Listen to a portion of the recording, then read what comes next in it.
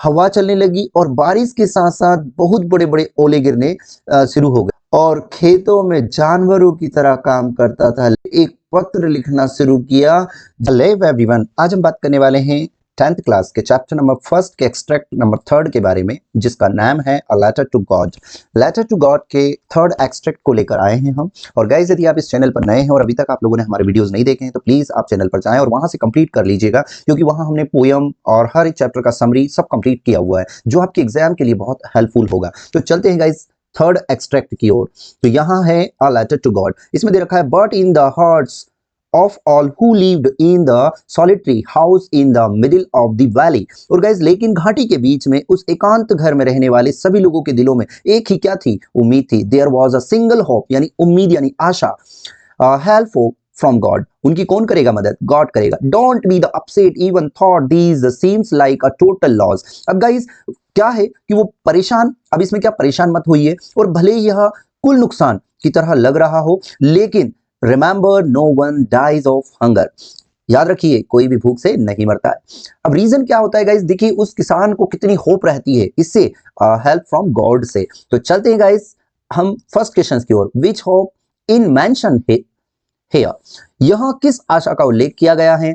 The help from God, the help from his wife, the help from his friends, the help from His children। तो guys आप लोगों ने अभी हमने study किया है हेल्प फ्रॉम गॉड। तो गाइज आप लोगों को सभी को पता है कि गॉड यानी ईश्वर से सहायता। नेक्स्ट बात करते हैं question number second. Who said don't be upset, ये किसने कहा परेशान मत हो? These word were spoken by Lencho, these words were spoken by the postmaster, these words were spoken by the postman, या none of these above। तो guys सभी को पता है कि ये किसने कहे थे? ये लेंचो ने कहे थे। these words were spoken by Lencho. तो आई होप इसका फर्स्ट आंसर है, मैं भी आप लोगों को समझ में आया होगा। नेक्स्ट चलते हैं क्वेश्चन नंबर थर्ड की ओर। चलिए गाइस बात करते हैं इसके क्वेश्चन नंबर थर्ड के बारे में। What loss had they suffered, उन्हें क्या नुकसान हुआ था? तो they had suffered the loss of their crops। Guys उनकी फसल का नुकसान हुआ था। तो इसका जो है कि फर्स्ट आंसर है, इसमें थोड़ा सा गलत मेंशन हुआ है गाइस, तो यहां पर इसका जो होगा फर्स्ट आंसर होगा they had suffered the loss of their crops, यानी उन्हें उनकी फसल का नुकसान हुआ था। नेक्स्ट बात करते हैं, हु वाज लेंचो, लेंचो कौन था? He was hard working man, वह एक मेहनती आदमी था। He was the very nice and the soft spoken person, वह बहुत अच्छे और मधुभाषी व्यक्ति थे। He was the post master, वह एक पोस्ट मास्टर था। या he was the owner of the huge land area in the village, वह गांव में एक विशाल भूमि क्षेत्र का मालिक था। तो गाइस यहां पर आएगा आंसर इसका फर्स्ट, यानी कि he was the hard working man, वह एक मेहनती पर्सन था। अब बात कर लेते हैं गाइस इसके फोर्थ स्टेंजा की। चलते हैं फोर्थ स्टेंजा की ओर। तो इसका जो एक्सट्रैक्ट 4 है, a letter to God, with a satisfied expressions he regarded the field of ripe corn with its flower. अब गाइस संतुष्ट भाव से उसने पके हुए मकई के खेत को देखा, and draped in a curtain of rain, और जो बारिश में भी क्या था? ढका हुआ था। नेक्स्ट देखते हैं, But suddenly a strong wind began to blow, and along with the rain very large hailstones began to fall। और लेकिन अचानक तेज हवा चलने लगी और बारिश के साथ साथ बहुत बड़े बड़े ओले गिरने शुरू हो गए। And these truly did remember new silver coins। और ये वाकई नए चांदी के सिक्कों जैसे लग रहे थे। The boys exposing themselves to the rain ran out to the collect the frozen pearls। और लड़के खुद को क्या कर रहे थे? सामने उजागर करते हुए मोती इकट्ठा कर रहे थे। मतलब वो जो कोइन से बारिश जो हो रही थी और जो कोइन गिर रहे थे वो बिल्कुल जमे हुए मोती की तरह थे, उन्हें क्या कर रहे थे? इकट्ठा कर रहे थे। चलिए चलते हैं इसके फर्स्ट क्वेश्चन की ओर। तो फर्स्ट क्वेश्चन देखते हैं guys. Why was Lencho looking satisfied? Lencho संतुष्ट क्यों दिख रहा था? He had earned good money after selling his crops। उसने अपनी फसल बेचकर अच्छा पैसा कमाया था। या he had received help from God, उसे ईश्वर की सहायता प्राप्त हुई थी। या he had received help from the post office employees, या उसे डाकघर के कर्मचारियों से सहायता मिली थी। या he was helpful of good harvest, वह अच्छी फसल की आशा कर रहा था। तो गाइज यहां पर इसका जो आंसर है कि he was the helpful of good harvest, वह क्या कर रहा था? वह अच्छी फसल की आशा कर रहा था। नेक्स्ट है, what was the draped in a curtain of rain, बारिश के पर्दे में क्या लपेट गया था, यानी क्या लपेटा गया था? स्ट्रॉन्ग वेन यानी कि तेज हवा, या न्यू सिल्वर कोइंस नए चांदी के सिक्के, या frozen pearls which were very large hailstones और जमे हुए मोती जो बहुत बड़े ओले थे, या फील्ड ऑफ राइप कॉर्न या पके हुए मकाई का खेत। तो गाइस इसका आंसर होगा फील्ड ऑफ रीप कॉर्न यानी कि पके हुए मकाई के खेत। आई होप आपको समझ में आया होगा। नेक्स्ट क्वेश्चन की ओर बात करते हैं। Question number 3, what happened to rain suddenly?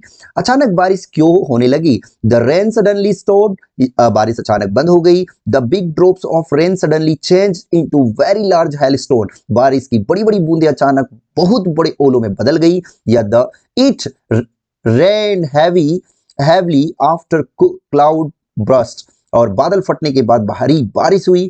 या फिर it rain heavily but at the same time of bright such was the shining, और भारी बारिश हो रही थी लेकिन साथ ही तेज धूप की चमक रही थी। तो गाइस इसका आंसर है सेकंड नंबर। सेकंड नंबर क्या है? The big drops of rain suddenly change into the very large hailstone, मतलब बारिश की बड़ी बड़ी बूंदें अचानक बहुत बड़े ओलों में बदल गई थी, इसलिए अचानक बारिश होना शुरू हुई। नेक्स्ट फोर्थ क्वेश्चन की बात करते हैं। Question number 4, which literary device is used in the phrase ran out to collect frozen pears? अब गाइस इसके अंदर एक लिटरेरी डिवाइस के बारे में बताया है कि जमे हुए मोती इकट्ठा करने के लिए बाहर भागा। वाक्यांश में किस साहित्यिक उपकरण का प्रयोग किया गया है? तो बताइए गाइस, सिमिली उपमा का किया गया है, या मेटाफोर रूपक का किया गया है, या पर्सोनिफिकेशन यानी व्यक्तिकरण का किया गया है, या इमेजिनरी यानी कि कल्पना का किया गया है? तो गाइस इसके अंदर किया गया मेटाफोर का किया गया है, बिकॉज यहां पर बता दें कि जमे हुए जो मोती इकट्ठा करने के लिए बाहर भागा, जिसमें मेटाफोर शो है। आई होप आपको समझ में आया होगा। बात कर लेते हैं फिफ्थ एक्सट्रैक्ट के बारे में। तो एक्सट्रैक्ट फिफ्थ है हमारा अ लेटर टू गॉड। तो फर्स्ट देखते हैं, all through the night Lencho thought only of his one hope, the help of God. सारी रात लेंचो को बस एक ही उम्मीद याद रही कि भगवान की मदद।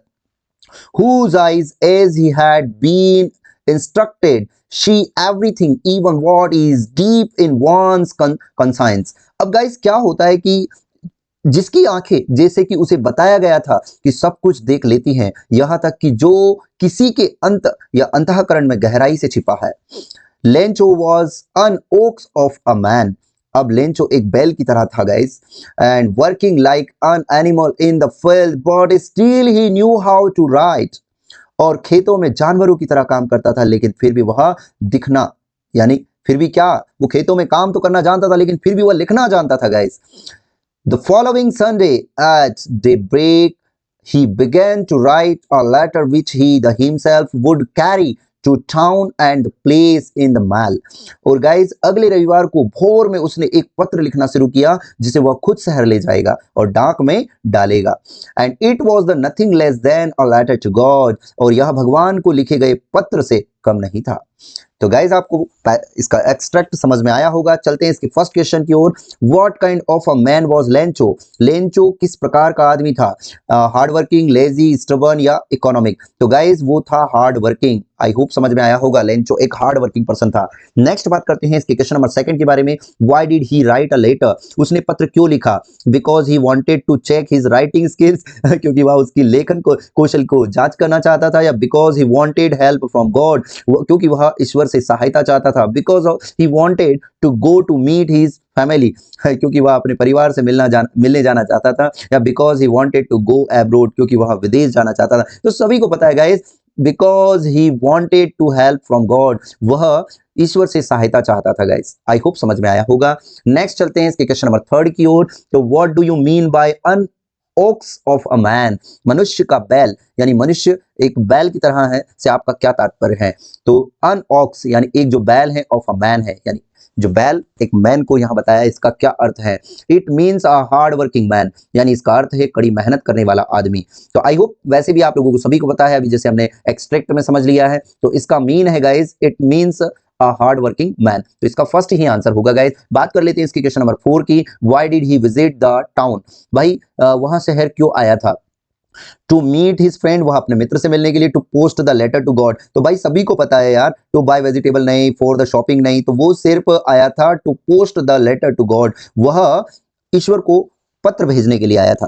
तो आई होप ये आपको समझ में आया होगा एक्सट्रैक्ट फिफ्थ। अब बात कर लेते हैं एक्सट्रैक्ट सिक्स के बारे में। तो यहां पर एक्सट्रैक्ट सिक्स हमारा है व्हेन ही फिनिश्ड, जब उसने अपना काम पूरा कर लिया, he went to the window to buy a stamp which he licked and then affixed to the envelope with a blow of his fist। और गाइस अब क्या था कि वह एक डाक टिकट खरीदने के लिए खिड़की पर गया, जिसे उसने चाटा, यानी उसे क्या करा, लिक्ड करा, एंड और फिर जो उसकी फिस्ट थी, यानी फिर मुट्ठी के बार से लिफाफे पर चिपका दिया। And the moment the letter fell into the mailbox, the postmaster went to open it। और जैसे ही पत्र मेल बॉक्स में गिरा, पोस्टमास्टर उसे खोलने के लिए गया। It said, God of the money that I asked for only 70 pesos reached me। और उसमें लिखा था कि भगवान, हे भगवान, मैंने जो पैसे मांगे थे उनमें से केवल 70 पैसे ही मेरे पास पहुंचे हैं। Send me the rest since I need it very much, but don't send to me through the mail because the post office employee are a bunch of crooks। Lencho, ये लेंचो ने कहा, बाकी पैसे मुझे भेज दो क्योंकि मुझे इसकी बहुत जरूरत है, लेकिन इसे मुझे डाक से मत भेजना क्योंकि डाकघर में कर्मचारी बदमाश हैं। ये किसने कहा था? लेंचो ने कहा था। चलते हैं इसके फर्स्ट क्वेश्चन की ओर। How did Lencho paste the stamp? Lencho ने स्टाम्प कैसे चिपकाया? तो he took a glue from the post office windows, उसने पोस्ट ऑफिस की खिड़की से गोंद लिया, या he licked it and pasted it, उसने उसे चाटा और चिपका दिया। तो गाइज इसमें अभी हमने स्टडी किया है कि ही लिक्ड इट एंड पोस्टेड, उसने चाटा और उसे उस एनवेलप पर चिपका दिया था। नेक्स्ट बात कर लेते हैं इसके क्वेश्चन नंबर सेकंड की। What happened to the letter after reaching into the mail box?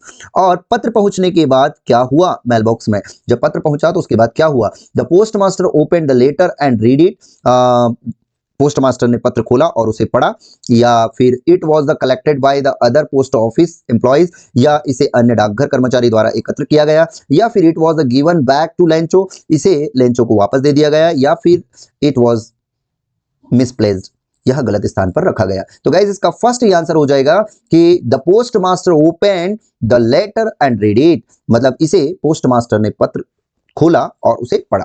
I hope इसका जो होगा फर्स्ट आंसर ही होगा।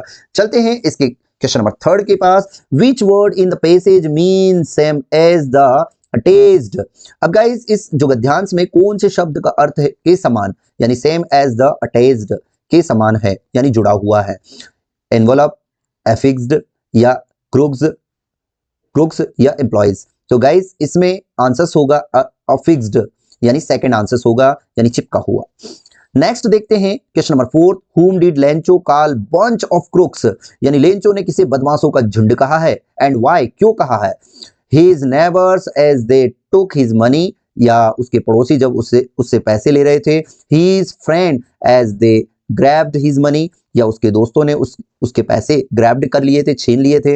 या पोस्ट ऑफिस एम्प्लॉइज है as he got less money than he asked for, या डाकघर के कर्मचारियों से क्योंकि उन्हें मांगे गए पैसे से कम पैसे मिले थे इसलिए, या नन ऑफ दीज, इनमें से कोई नहीं। तो गाइज इसका थर्ड आंसर होगा। थर्ड क्यों होगा? क्योंकि उसने डाकघर के कर्मचारियों से जो कि डाकघर के जो कर्मचारियों से क्योंकि उन्हें मांगे गए पैसों से कम मिले थे, क्योंकि उसने 100 पैसे मांगे थे और उसे मिले थे 70 पैसे, इसलिए उन्हें क्या कहा है? उसने बंच ऑफ क्रूक्स यानी बदमाशों का झुंड यानी ग्रुप कहा है। आई होप आपको समझ में आया होगा। Thank you for watching. मिलते हैं नेक्स्ट वीडियो में, जब तक के लिए टेक केयर, बाय बाय।